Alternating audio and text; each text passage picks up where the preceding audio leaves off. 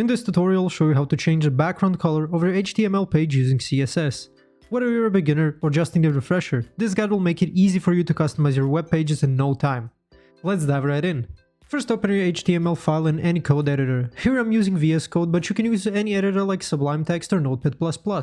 We'll start by adding some internal CSS. Go inside the head section of your HTML file and open a style tag. Inside this tag, we'll define the background color for the page using CSS. We'll target the body tag since we want to apply the background color to the entire page, using the background color property. You can also change the background color to any color. Typing in white will turn it into white, or you can use hexadecimal codes. You can use hexadecimal codes for more precise colors. Use named colors like black, white, or blue for simplicity. Hexadecimal codes allow you to be more precise with colors.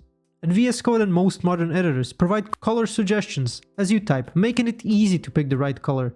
Always organize your CSS in a way that keeps your code neat and readable. This will help you or other developers make changes easily later on. One common issue beginners face is not closing their tags properly, like forgetting the closing bracket in CSS. Always double check that you've closed all your tags.